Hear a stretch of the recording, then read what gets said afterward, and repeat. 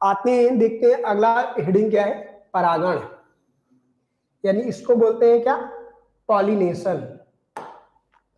परागण की प्रक्रिया होती क्या है, ठीक है, परागण की प्रक्रिया किसे कहते हैं, ठीक है। तो इसको समझने के लिए थोड़ा सा हम इसके बारे में जानते हैं, देखते हैं। जैसे एक पुष्प है, एक पुष्प की संरचना बना रहे हैं, द्विलिंगी पुष्प या कुछ एक लिंगी पुष्प होते हैं, उसमें भी यह प्रक्रिया पाई जाती है दोनों में। जैसे एक पुष्प की संरचना बना रहे हैं, ये मादा पुष्प का भाग है,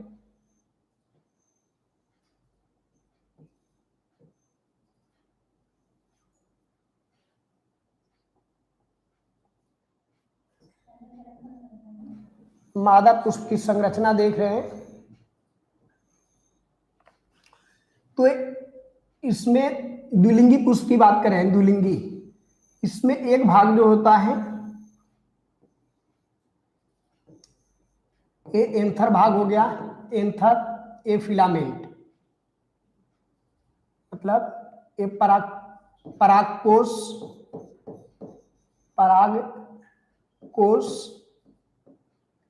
परागकोश और दूसरा क्या है, ये फिलामेंट, जिसको पुतंतु या तंतु के नाम से जानते हैं, जो नर जननांग होता है। और दूसरा वाला भाग देखेंगे, ये स्टिग्मा होता है, यानी वर्तिकाग्र,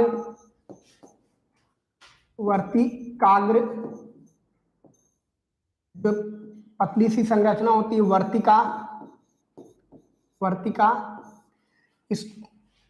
इसको कहते हैं स्टिग्मा को, वर्तिकाग्र को स्टिग्मा,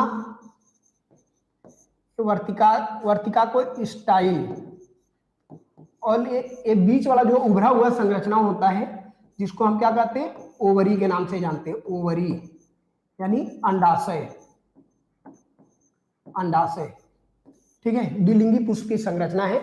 तो ये वाला जो परागकोश और पुतंतु जो होते हैं, नर जननांग के भाग होते हैं, ये दोनों भाग, ये और ये वाला। और जो बीच वाला मध्य का भाग होता है, जिसको स्टिग्मा, स्टाइल और ओवरी, ये दोनों होते हैं मादा जननांग होते हैं, ठीक है। तो जो परागण की प्रक्रिया होती है, इसमें होता क्या है, जब ये मैच्योर हो जाते हैं, मैच्योर यानी दोनों जब परिपक्व हो जाते हैं, मादा जननांग, बीच वाला जो है मादा जननांग है और साइड वाला जो है ये नर जननांग है, जब दोनों मैच्योर हो जाते हैं, तो इसमें जब परागकण परिपक्व हो जाते हैं, तो इस परागकोश का स्फुटन होता है। जैसा कि बताए थे, स्फुटन कितने प्रकार से होता है, 3 प्रकार से स्फुटन की प्रक्रिया बताए थे आप लोगों को। एक ऊर्ध्वाधर स्फुटन बताए थे, दूसरा आपको बताए थे अनुप्रस्थ, और तीसरा वाल्वुलर या जिसको कपाटी विभाजन की प्रक्रिया, स्फुटन की प्रक्रिया बताए थे। तो जब ये परिपक्व होते हैं, तो ये इसकी बाहर की दीवार जो होती है टूट जाती है, और इसमें से परागकण क्या होते हैं, बाहर की तरफ मुक्त हो जाते हैं, ठीक है। अब जब परागकण बाहर मुक्त हो जाते हैं, तो विभिन्न माध्यमों से या विभिन्न साधनों से क्या होते हैं, परागकोश से परागकण क्या होते हैं, निकल करके, यानी मादा पुष्प के वर्तिकाग्र तक पहुंचते हैं, यानी परागकोश से परागकणों का निकल करके मादा पुष्प के वर्तिकाग्र तक पहुंचने की प्रक्रिया को ही हम क्या कहते हैं, परागण के नाम से जानते हैं। यह द्विलिंगी पुष्पों में भी होता है और एक लिंगी पुष्प में भी होता है। क्योंकि ये द्विलिंगी पुष्प है, तो इसका परागकण इस पे आ सकता है, या हो सकता है किसी दूसरे पुष्प के जो नर जननांग होते हैं, उससे परागकोश से परागकण इस पे आएंगे और परागण की प्रक्रिया को संपन्न करने का कार्य करते हैं। आइए देखते हैं परागण क्या होता है। इसको इंग्लिश में पॉलिनेशन बोलते हैं। देखते हैं, पुष्प में पुंकेसर तथा स्त्री केसर प्रजनन क्रिया के लिए आवश्यक है। किसी भी पुष्प में देखेंगे तो पुंकेसर यानी जो ये होता है एंथर और स्टाइल मतलब फिलामेंट, ये दोनों मिलाकर के क्या बनाते हैं, स्टामेन बनाते हैं, यानी जिसको हम पुंकेसर कहते हैं। यह पुष्प का नर जननांग होता है, यह क्या होता है, पुष्प का नर जननांग होता है, तथा स्त्री केसर प्रजनन के लिए आवश्यक होते हैं, प्रजनन के लिए आवश्यक है ये अंग है, जैसे स्टिग्मा, स्टाइल और ओवरी, जिसको हम स्त्री केसर या पिस्टिल या इसी को एक और नाम से जानते हैं कार्पेल, ठीक है। ये जो होते हैं आवश्यक जननांग। तो ये मध्य वाला जो होता है, जिसको पिस्टिल या कार्पेल या स्त्री केसर कहते हैं, मादा जननांग का भाग होता है। और दूसरा इधर साइड में देखेंगे एंथर और फिलामेंट, यानी परागकोश और पुतंतु। इसको हम क्या कहते हैं, पुंकेसर यानी स्टामिन, जो नर जननांग का भाग होता है। जब ये परिपक्व हो जाते हैं, दोनों परिपक्व हो जाते हैं, तो इसी में देखेंगे पुंकेसरों के परागकोश से, यानी परागकोश में से पराग कणों का निर्माण होता है। यानी पुंकेसर जो होते हैं, पुंकेसरों के परागकोश में, एक पुंकेसर का परागकोश है, परागकोश यानी परागकोश में क्या होता है, पराग कणों का निर्माण होता है। और प्रजनन की क्रिया संपन्न करने हेतु, जब प्रजनन की क्रिया संपन्न करने के लिए इसमें से क्या होते हैं, नर तथा मादा जननांग का संयुग्मन आवश्यक है। पहले इसमें देख लेंगे, जो परागकोश है, परागकोश से पराग कण निकल करके उड़ करके कीट पतंगों, वायु, जल इत्यादि के माध्यम से कहां पे आते हैं, स्टिग्मा पे आते हैं। और उस समय जब परागकोश से पराग कणों का स्टिग्मा यानी वर्तिकाग्र पे आने की प्रक्रिया को हम क्या कहते हैं, परागण, या इसी को हम क्या कहते हैं, पॉलिनेशन कहते हैं, पॉलिनेशन के नाम से जानते हैं। ठीक है। उसके बाद जब परागकोश से इस पे आएंगे परागकण, तो इस पे से तरल पदार्थ का स्राव होता है। इस पे क्या होता है, तरल पदार्थ, जिसको हम क्या कहते हैं, नेक्टर। क्या बोलते हैं, नेक्टर, या इसी को हम बोलते हैं क्या, मकरंद। ठीक है, मकरंद। जब परागकोश से परागकण इस पे आते हैं तो मकरंद, एक्चुअली कीट पतंगे जब किसी भी पौधे, ठीक है, जो परागकोश यानी मकरंद जो होते हैं, कीट पतंगे एक्चुअली आते हैं किसी भी पौधे पे, उनके जाने की प्रक्रिया इसलिए होती है कि वो भोजन के तलाश के लिए आते हैं। ठीक है, नर जननांग पे जाएंगे, मादा जननांग पे जाएंगे, तो उसी दौरान कीट पतंगों के पैरों पे, पंखों पे, या जो क्या नाम है, उनके शरीर के विभिन्न अंगों पे क्या होता है, परागकण चिपक जाते हैं। और चिपक करके जब इस भाग पे जाते हैं तो यहाँ से यहाँ आ जाते हैं और परागण की प्रक्रिया संपन्न हो जाती है। जब परागकण इस पे आ जाते हैं तो उसका अंकुरण होता है, यानी इस मकरंद को अवशोषित करके हुए क्या होते हैं, उनमें पराग कण में जो होता है पराग नलिका का विकास होता है। और यहाँ जानते हैं कि जो पराग नलिका होती है, इसके माध्यम से पराग कण अंदर इसका न्यूक्लियस आएगा और इसमें जानते हैं बीजांड पाए जाते हैं। इसकी संरचना देखेंगे कुछ, मान लीजिए ऐसे सामान्य हम बना रहे हैं, तो ये आ करके पराग कण जो होते हैं आकर के इसमें अंड कोशिका होती है, उससे मिल जाते हैं। यानी नर युग्मक जो होता है, नर युग्मक प्लस मादा युग्मक, नर युग्मक और मादा युग्मक के मिलने की प्रक्रिया को हम क्या कहते हैं, निषेचन के नाम से जानते हैं। और निषेचन की प्रक्रिया किसमें होती है, अंडाशय। अंडाशय के अंदर क्या होता है, बीजांड। अंडाशय के अंदर क्या होता है, बीजांड। और बीजांड के अंदर पाया जाता है क्या, भ्रूण। ठीक है, भ्रूण। इसी में यह प्रक्रिया पूरी संपन्न होती है। ठीक है, तो इस तरह से हमें आशा है कि आपको परागण की प्रक्रिया समझ में आई होगी। ठीक है, अब इसके आगे देखते हैं, इस तरह भी समझ सकते हैं।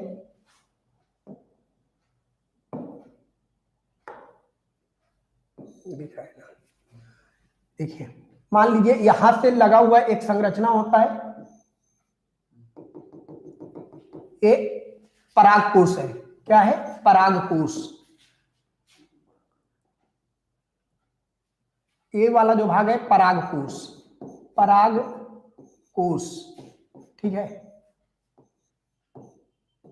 ये परागकोश है। इसमें परागकणों का निर्माण होता है। परागकण जब पुष्प पूर्ण रूप से परिपक्व होता है तो परागकोश से जो परागकण होते हैं इसका स्फुटन होता है। स्फुटन का मतलब टूट जाती है, इसकी जो दीवारें होती हैं, बाहर की दीवार टूट जाती है और परागकोश से क्या होते हैं, परागकण मुक्त होते हैं।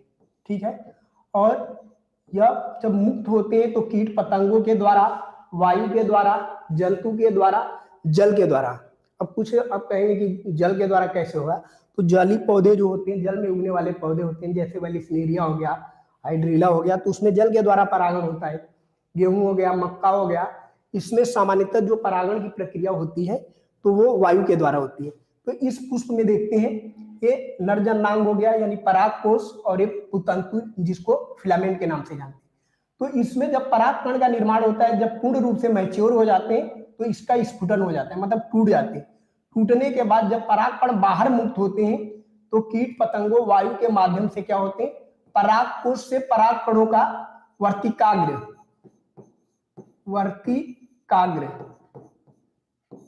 यानी स्टिग्मा पर आने की प्रक्रिया को हम क्या कहते हैं, परागण कहते हैं। परागकोश से पराग कणों का वर्तिकाग्र पे आने की प्रक्रिया को हम क्या कहते हैं, परागण के नाम से जानते हैं। जब यहाँ पे पराग कण आता है तो जो स्टिग्मा वाला भाग होता है, इस पे से तरल पदार्थ यानी मकरंद का स्राव होता है। किसका? जिसको हम बोलते हैं नेक्टर या इसी को बोलते हैं मकरंद। और देखते होंगे जो पुष्प होते हैं विभिन्न प्रकार के जीव जंतु, जैसे तितली हो गए, तितली, भौरे, मधुमक्खी इत्यादि पुष्प से मकरंद को चूसने के लिए वे क्या करते हैं, एक पुष्प से दूसरे पुष्प पे जाते रहते हैं। ठीक है, तो इसके माध्यम से परागण हो जाता है। अब यहाँ पे जब परागकण आता है तो इसमें पराग नलिका का निर्माण होता है। मतलब ऐसे जो संरचना होती है, ठीक है, पॉलन ट्यूब, इसमें दो देखेंगे न्यूक्लियस नर युग्मक होते हैं और एक जो होता है पराग केंद्रक का निर्माण होता है। अब ये वाला जो भाग अंदर का होता है, अंदर वाले भाग में देखेंगे जो ये अंडाशय, ये वाला पूरा है जायांग का भाग, ठीक है, या स्त्री केसर का भाग। इसमें देखेंगे ये पूरी जो संरचना है, ये जो पूरी संरचना आपको दिख रही है, ये जो होता है अंडाशय, ये क्या है, पूरी संरचना की बात करें, ये वाला पूरा संरचना है जिसको हम क्या कहते हैं, अंडाशय के नाम से जानते हैं, अंडाशय। ठीक है, अंडाशय।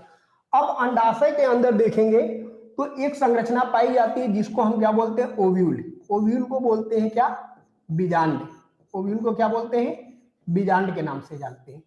बीजांड के अंदर एक संरचना होती है जिसको हम एम्ब्रियोनिक सैक या इसको हम कहते हैं भ्रूण कोश के नाम से जानते हैं। क्या बोलते हैं, भ्रूण कोश, भ्रूण कोश के नाम से जानते हैं। और भ्रूण कोश के अंदर यहाँ पे देखेंगे जो ऊपर वाला भाग होता है, ये वाला जिसको निभाग यानी चलेजा के नाम से जानते हैं, ये ऊपर वाला ऐसी संरचना अगर देखेंगे, इसको अलग से ऐसे बता दे रहे, देखेंगे ये हो गया पूरा भ्रूण की संरचना हो गई, किसकी, भ्रूण। ठीक है, भ्रूण के अंदर जो इसकी जो अंदर की संरचना होती है जिसको भ्रूण कोश के नाम से जानते हैं, इसमें देखेंगे 3 तरह की संरचनाएं पाई जाती है। जो क्वेश्चन आपको नहीं समझ में आ रहा होगा, जो चीजें उसको स्पष्ट आप लोग पूछ लीजिएगा। ठीक है, अब इसमें देखते हैं 3 संरचनाएं आपको दिख रही होगी, यानी बीजांड के अंदर जो संरचना आपको दिख रही होगी 3, जिसमें से जो होता है ऊपर वाला जो भाग होता है ये चलेजा, यानी इसको निभाग बोलते हैं। क्या बोलते हैं, निभाग। ठीक है, इंग्लिश में इसको हम बोलते हैं क्या, चलेजा। ठीक है, जो मध्य वाले जो भाग होते हैं, इसमें जो 3 कोशिकाएं आपको दिख रही होगी, ठीक है, इसको हम बोलते हैं एंटीपोडल सेल। क्या बोलते हैं, एंटीपोडल सेल, या इसको कहते हैं प्रतिमुखी कोशिकाएं, प्रतिमुखी कोशिका। ठीक है, ये संख्या में कितनी होती है, 3 की संख्या में होती है। जो प्रतिमुखी कोशिका होती है 3 में होती हैं। जो मध्य में 2 कोशिका आपको दिख रही है, इसको बोला जाता है, इसको पोलर न्यूक्लियाई बोलते हैं। क्या बोलते हैं, पोलर न्यूक्लियाई। स्पष्ट थोड़ा सा हो जाए, पोलर न्यूक्लियाई, या इसको हम बोलते हैं पोलर न्यूक्लियाई, या इसको हिंदी में क्या बोलते हैं, इंग्लिश में अभी पोलर न्यूक्लियाई जानते रहिए, हिंदी अभी याद आएगा तो हम बता दे रहे। और जो नीचे 3 कोशिकाएं आपको दिख रही होंगी, तो नीचे में जो 3 कोशिका होती है, जो 2 कोशिका होती है जो नीचे की, इसको हम बोलते हैं सिनर्जिड सेल।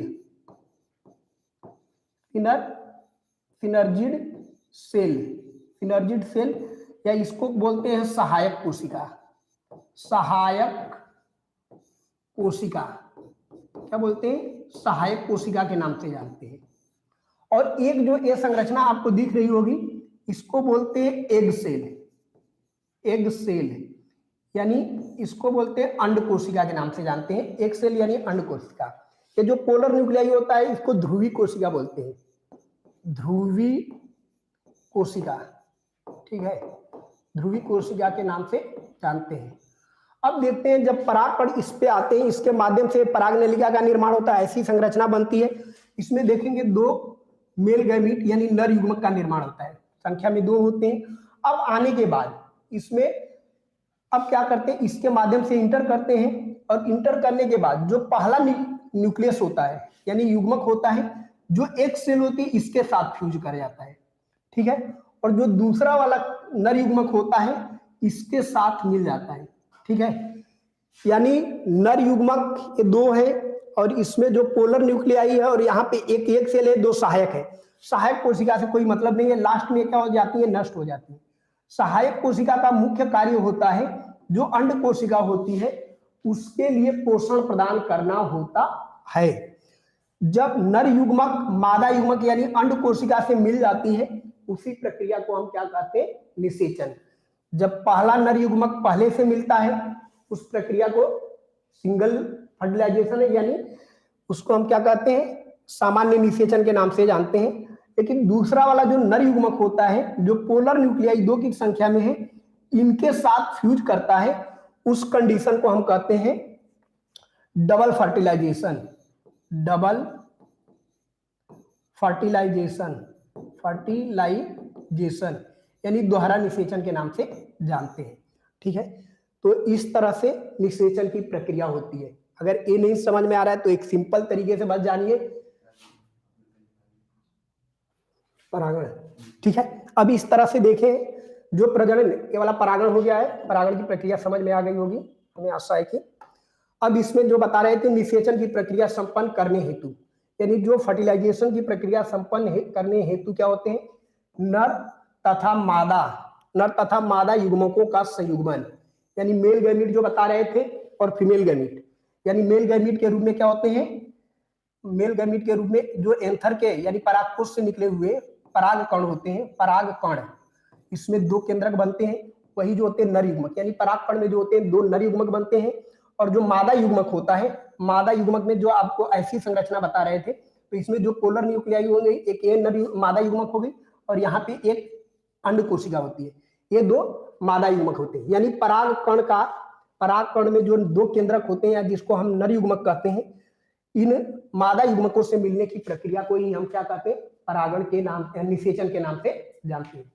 सिंपल तरीके से कह सकते हैं, जब नर युग्मक मादा युग्मक के साथ संयुग्मित होते हैं या मिलते हैं, उस प्रक्रिया को हम क्या कहते हैं, निषेचन कहते हैं। उसी के बारे में देखते हैं। पराग कणों के पराग कोश से वर्तिकाग्र यानी स्टिग्मा पर पहुंचने की इस क्रिया को ही हम क्या कहते हैं, परागण कहते हैं। यानी परागण की प्रक्रिया हमको आशा है कि आप लोग को समझ में आ रही होगी, ठीक है। अब परागण के पश्चात पुंकेसर और दल सामान्यतः गिर जाते हैं, यानी पुष्प में जितने भी सहायक भाग होते हैं, पुष्प के जितने भी सहायक भाग होते हैं, जब निषेचन की प्रक्रिया हो जाती है तो सामान्यतः वे क्या होते हैं, गिर जाते हैं। बाह्य दल या तो गिर जाते हैं या फल में चिरलग्न रहते हैं। चिरलग्न का मतलब सदैव जुड़े रहते हैं, लगे रहते हैं। और परागण 2 प्रकार का होता है। अब देखते हैं, जैसे पुष्प की संरचना देखते हैं। जैसे इसमें दे देता है, क्वेश्चन पूछता है कि जो सत्य फल और असत्य फल, तो उसी के बारे में बता दे रहे हैं। तो पुष्प के जैसे द्विलिंगी पुष्प की बात कर रहे हैं, तो द्विलिंगी पुष्प में जो संरचनाएं होती है उसी के बारे में देखते हैं।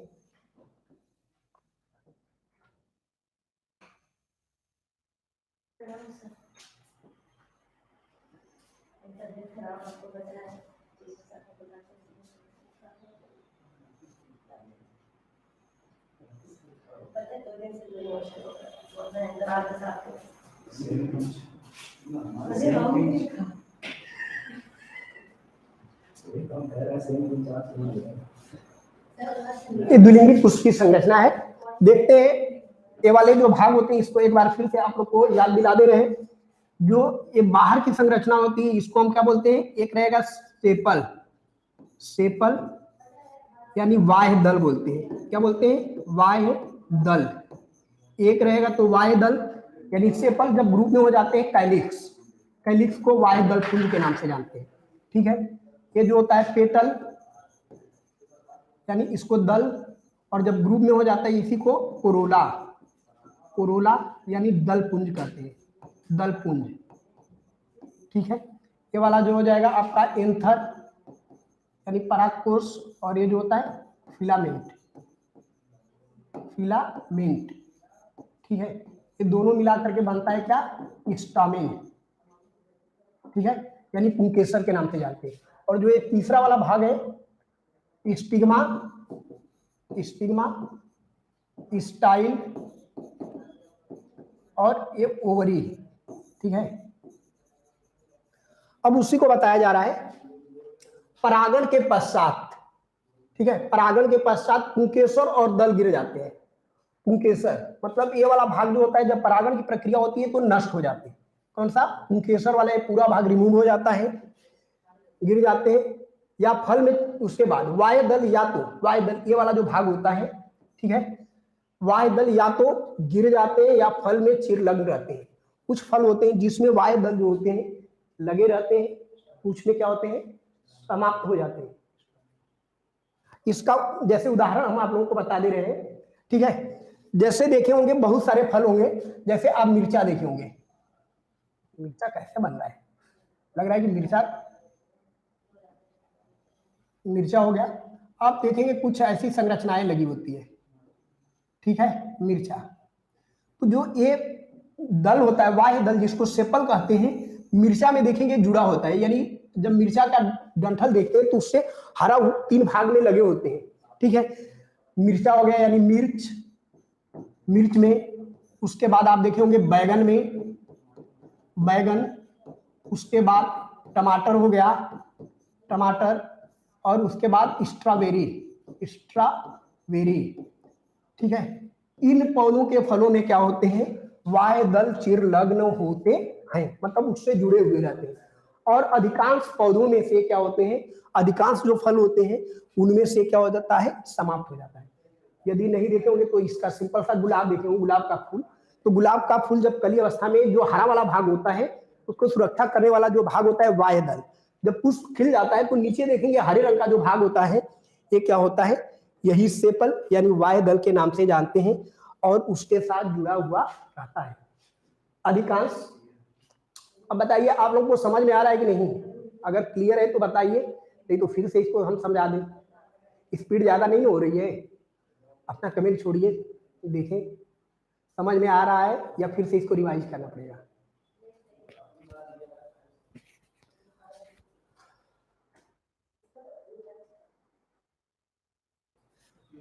चित्र के माध्यम से ही तो बता रहे हैं। ठीक है, समझ में आ गया ना।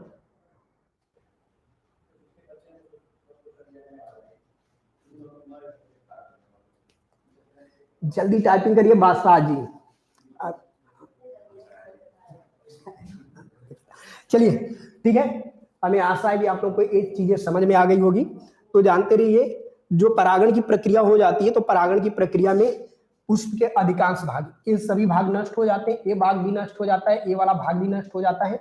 जब परागण की प्रक्रिया निषेचन की प्रक्रिया हो जाती है तो निषेचन के बाद जो ये अंडाशय वाला भाग होता है, यानी निषेचन के बाद जो अंडाशय होता है, अंडाशय से ही किसका निर्माण होता है, फल का। अंडाशय से किसका निर्माण होता है, फल का। और अंडाशय के अंदर जो बीजांड होता है, ऐसी संरचना आप देखे होंगे ये वाला। तो अंडाशय, ये कहां चला गया,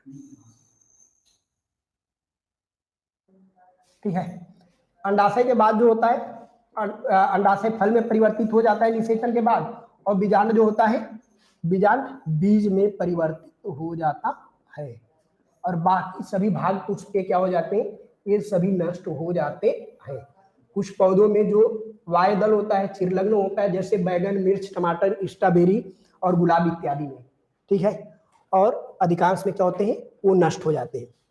अब देखते हैं परागण। सामान्यतः देखते हैं परागण की जो प्रक्रिया होती है 2 प्रकार से होती है। ठीक है, पौधों में देखेंगे तो परागण की सामान्य जो प्रक्रिया होती है 2 प्रकार से होती है। जैसे इसमें देखेंगे परागण की प्रक्रिया एक होती है स्वपरागण, या इसी को स्वयुग्मन, या इसी को हम बोलते हैं सेल्फ पॉलिनेशन और ऑटोगैमी। ठीक है, फर्स्ट हो गया पहला भाग। ठीक है, दूसरा जो होता है पर परागण, या इसी को पर निषेचन, या इसी को हम क्या बोलते हैं, क्रॉस पॉलिनेशन या एलोगैमी। ठीक है, तो ये दो सामान्य प्रक्रिया होती है। लेकिन इसके अतिरिक्त एक देखते हैं तीसरी विधि पाई जाती है। ठीक है, अगर मुख्य रूप से पूछेंगे तो पहला स्वपरागण यानी ऑटोगैमी या सेल्फ पॉलिनेशन, और दूसरा होता है पर परागण।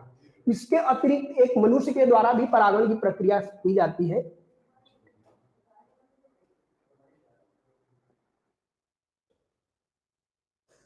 चित्र के माध्यम से इसमें स्वपरागण इसको बताएंगे, पूरा चित्र के माध्यम से ही बताएंगे, ये बस प्रकार बता रहे हैं हम लोगों को। ठीक है, प्रकार बता ले रहे हैं तो इसको पूरे ये जो स्वपरागण है पर परागण है ये सबको हम क्या करेंगे, फिगर के माध्यम से ही आपको समझाने का प्रयास करेंगे।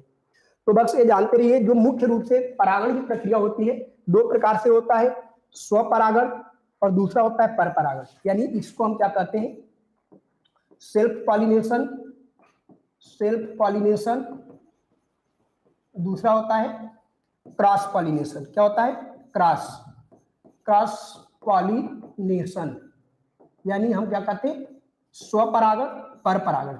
इसके अलावा एक तीसरा प्रकार होता है जो मनुष्य अपने इच्छानुसार प्रयोग के लिए करता है। जैसे मनुष्य होता है तो अपने इच्छानुसार किसी पौधे में प्रयोग करता है, वो अपने इच्छा के अनुसार, तो उससे हम कहते हैं क्या, तीसरा जो देखेंगे तो ये फर्स्ट और दो ये सामान्य होता है। लेकिन मनुष्य जो होता है कभी कभी एक्सपेरिमेंट पर्पज से करता है, तो उससे हम कहते हैं, ठीक है, आर्टिफिशियल पॉलिनेशन, आर्टिफिशियल पॉलिनेशन के नाम से जानते हैं। आर्टिफिशियल पॉलिनेशन यानी जिसको हम कहते हैं कृत्रिम, कृत्रिम परागण के नाम से जानते हैं। कृत्रिम परागण मान नहीं है, ग है, मान लीजिए बीच का वो आ गया है। ठीक है, तो ये तीन जानते रहिए। मुख्य पूछेगा परागण के कितने प्रकार होते हैं, तो परागण के मुख्य दो प्रकार होते हैं, ऑटोगैमी यानी सेल्फ पॉलिनेशन या स्वपरागण, और दूसरा क्या होता है पर परागण या जिसको क्रॉस पॉलिनेशन या इसी को हम क्या कहते हैं एलोगैमी के नाम से जानते हैं। और तीसरा जो एक प्रकार होता है जो मनुष्य कभी अपने इच्छानुसार करता है वो आता है कौन सा, आर्टिफिशियल पॉलिनेशन। और जैसे आप मेंडल के बारे में पढ़े हैं, ग्रेगर जॉन मेंडल, तो ग्रेगर जॉन मेंडल जी ने जब मटर के पौधे पे प्रयोग किया था तो उन्होंने क्या किया था, एक क्रॉस आर्टिफिशियल पॉलिनेशन, मतलब चिमटी की सहायता से परागकणों को लेकर के एक पुष्प से दूसरे पुष्प के वर्तिकाग्र यानी स्टिग्मा पे डाला था, और इस तरह से पूरी प्रक्रिया को उन्होंने संपन्न किया था। तो जब मनुष्य के द्वारा किया जाता है उससे आर्टिफिशियल, नहीं तो जो प्रकृति के द्वारा जो होता है वे दो प्रकार की होती है, स्वपरागण और परपरागण। ठीक है, तो आइए देखते हैं स्वपरागण की प्रक्रिया क्या होती है और परपरागण की प्रक्रिया क्या होती है। चित्र के माध्यम से ही आप लोगों को बताएंगे।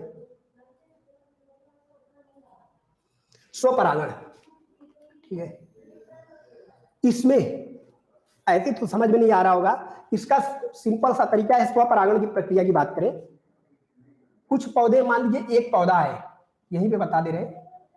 ठीक है, यहाँ पे मान लीजिए एक पौधा है, कोई भी पौधा हो सकता है।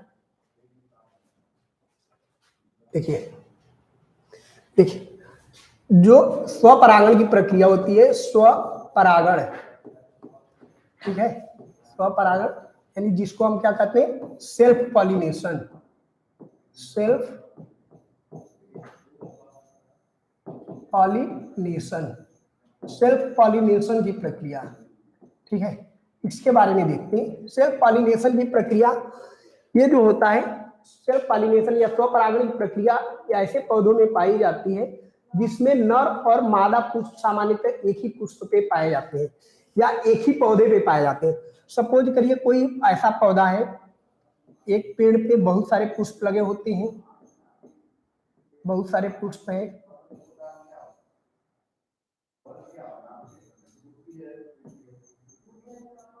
ठीक है। अब इसकी संरचना, ये ऐसे पुष्प है जिसमें नर और मादा दोनों जन्मांग पाए जा रहे हैं, यानी ये प्रक्रिया हो, ये वाली जो है। और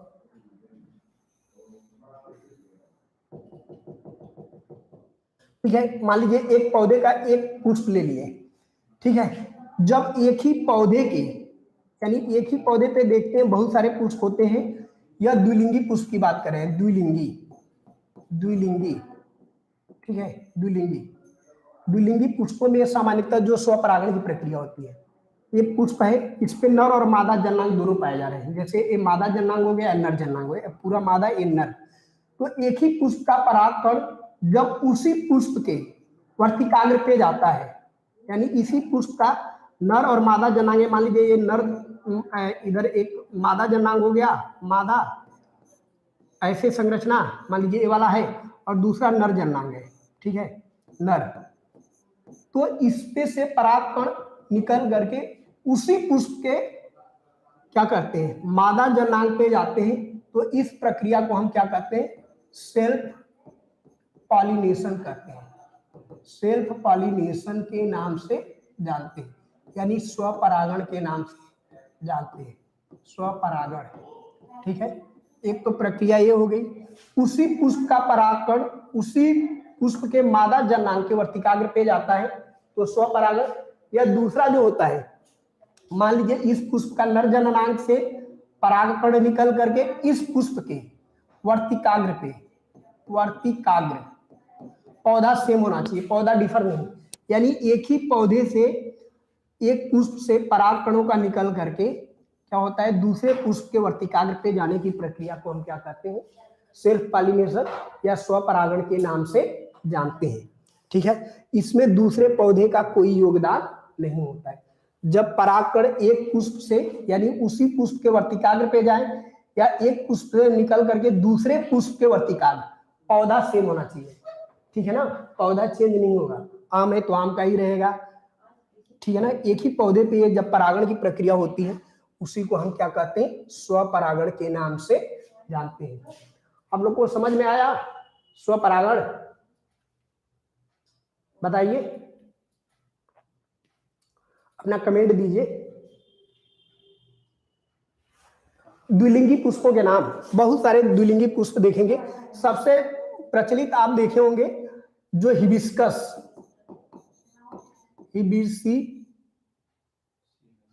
हिबिस्कस, सीयू रहेगा, हिबिस्कस, जिसको हम लोग कहते हैं गुड़हल, गुड़हल हो गया। उसके बाद आप देखेंगे मटर, मटर द्विलिंगी पुष्प है। इसके बाद देखेंगे सरसों, ठीक है। अधिकांश पौधे आपको जो मिलेंगे द्विलिंगी पुष्प वाले ही पौधे मिलते हैं, जिसमें नर और मादा जनांग दोनों एक ही पुष्प पे पाए जाते हैं। अगर कुछ नहीं याद है तो गुड़हल याद रख लीजिए, मटर याद रख लीजिए, सरसों, ये सभी क्या होते हैं, द्विलिंगी पुष्प के उदाहरण होते हैं। और एक लिंगी की बात आ जाएगी तो एक लिंगी जिसमें केवल एक जनन अंग पाया जाएगा, या तो नर रहेगा या तो मादा रहेगा। तो इसमें सबसे अच्छा उदाहरण जो पाया जाता है पपीता, ठीक है। पपीता के पौधे आप देखे होंगे, तो पपीता जो होता है एक लिंगी पुष्प का उदाहरण होता है, जिसमें नर जननांग अलग पौधे पे रहेगा, मादा जननांग अलग पौधे पे रहते हैं, ठीक है। मुझे आशा है कि स्वपरागण की प्रक्रिया आपको समझ में आई होगी। इसके और भी बहुत सारे उदाहरण होंगे, जैसे गुलाब में भी आप देखते होंगे, गुलाब, तो गुलाब भी क्या है, द्विलिंगी पुष्प का ही उदाहरण है। द्विलिंगी पुष्प में ऐसी संरचनाएं पाई जाती है, ठीक है, नर और मादा जनांग दोनों पाए जाते हैं। जो हमारे आसपास हो, हम देखे हों, गुड़हल तो देखे होंगे भैया, गुड़हल देखे होंगे, आपके आसपास होता है, पूजा पाठ में यूज किया जाता है। सरसों के, मटर के पौधे को देखे होंगे, मटर भी तो आसपास ही होती है, गांव में खेती होती है मटर के पुष्प, इसके मटर के पौधे होंगे, सरसों के पौधे देखे होंगे। अगर ये नहीं देखे होंगे तो जिंदगी में तो गुलाब देखे होंगे ना, गुलाब, ठीक है।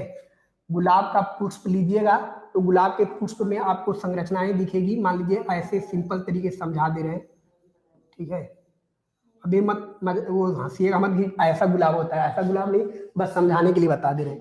तो इसमें देखेंगे एक उभरा हुआ ऐसा संरचना होता है, और उसमें छोटे छोटे ऐसे पुंकेसर होते हैं, छोटे छोटे, देखेंगे देसी गुलाब की बात कर रहे हैं, ठीक है। तो ये छोटे छोटे जो दिखते हैं ना, ऐसे देखेंगे, अगर ऐसा एक उभरा हुआ छोटे छोटे चारों तरफ निकले होते हैं, ठीक है। तो ये वाला जो भाग होता है मादा जनांग का होता है, और ये वाला जो भाग होता है नर जनांग का होता है। अगर इसको नहीं देखे होंगे तो गुड़हल में आप देखेंगे तो गुड़हल की संरचना कुछ इस तरह से होती है, ठीक है। एक घुंडी की तरह जो लाल कलर का होता है मखमल की तरह, ये वाला जो होता है एक्चुअली ये मादा जनांग होता है, स्टिग्मा, और इसी से सटा हुआ बहुत सारे भाग होते हैं। देखेंगे गोल गोल हल्का पीले कलर के जो होते हैं, ये वास्तव में जो होता है ये थोड़ा सा ये अजीब तरह के अलग प्रकार का पौधा होता है। ये वाले जो होते हैं नर जनांग के भाग होते हैं, इसी से लगे होते हैं नर जनांग, ठीक है। और ये जो होता है बीच में मादा जनांग होता है। ये सभी हम लोग के आसपास गुड़हल मिल जाएगा, मटर मिल जाएगा, सरसों मिल जाएगा, गुलाब मिल जाएगा, ठीक है। द्विलिंगी पुष्पों के ये उदाहरण होते हैं, ठीक है। अब अगला है पर परागण यानी क्रॉस पॉलिनेशन, उसको कल बताएंगे। अगर जो चीजें आपको नहीं समझ में आएगी, एक लिंगी में परागण, देखिए जितने भी एक लिंगी होते हैं यानी यूनिसेक्सुअल फ्लावर जो होते हैं, यूनिसेक्सुअल, ठीक है, एक लिंगी, जैसे सबसे अच्छा उदाहरण पपीता। तो एक लिंगी में एक पुष्प जो होगा मादा पुष्प होगा और दूसरा पुष्प में नर जनांग रहेंगे। तो यूनिसेक्सुअल या एक लिंगी पुष्पों में हमेशा क्या होता है, क्रॉस पॉलिनेशन होगा, क्रॉस, ठीक है, जिसको पर परागण के नाम से जानते हैं। जैसे मनुष्य हो गया, अगर जंतुओं से कंपेयर करेंगे तो मेल कोई फीमेल रहेगा, ठीक है, जैसे मेल होते हैं और फीमेल, नर में नर जनांग रहेगा और मादा में क्या होते हैं, मादा जनांग। और उनमें जब फर्टिलाइजेशन की प्रक्रिया होती है वो क्या होती है, क्रॉस पॉलिनेशन के नाम से जानते हैं या इसे पर परागण के नाम से जानते हैं, ठीक है। समझ में आया?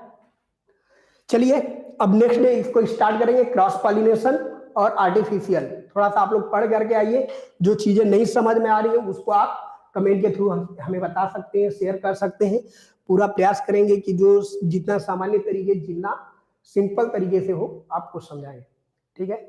मेरा साथ देने के लिए, इतना टाइम स्पेंड करने के लिए आप लोग का बहुत बहुत धन्यवाद। Thank you.